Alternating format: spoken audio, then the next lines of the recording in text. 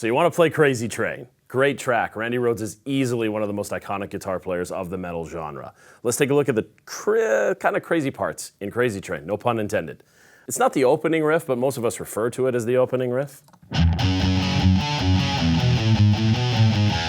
If you're having any difficulty with it, start here. Practice this scale shape.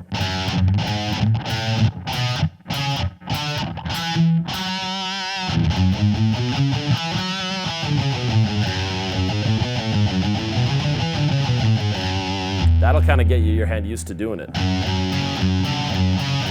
Flip your hand upside down.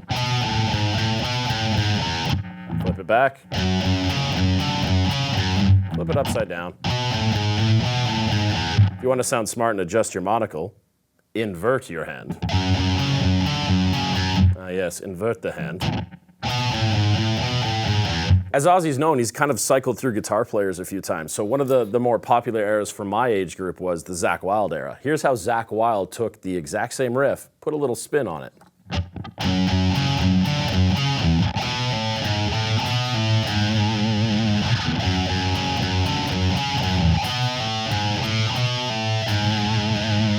Then he really squealed it.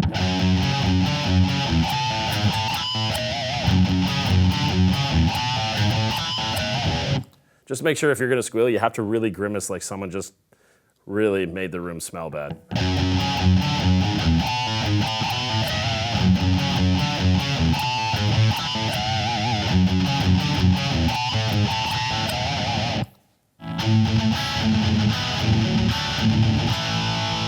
It's kind of weird at first, but let's dissect the chords. Go like this.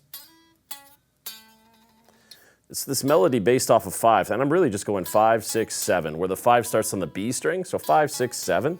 Play that chord. 4 string it up. Then switch these 2 fingers, pop, slide back a fret. There's your second chord. Slide back 2 frets, get this grimacing look on your face like you know what you're doing. And then end with a classic A power chord. Or if you want to be all fancy, A major. As always, if you're going to be fancy, adjust your monocle as you do it. Yes. So, you might recognize that. It's for you, Nate. Switch the fingers. 2 frets. A power chord. Now the whole time you hear this,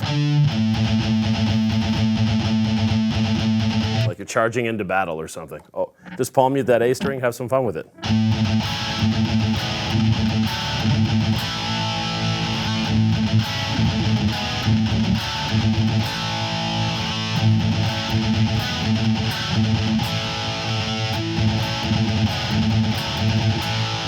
Just have some fun. So what kind of guitar riffs do you want to know next? Which one should we cover next? Which one should we instruct next? Let us know. Watch it go.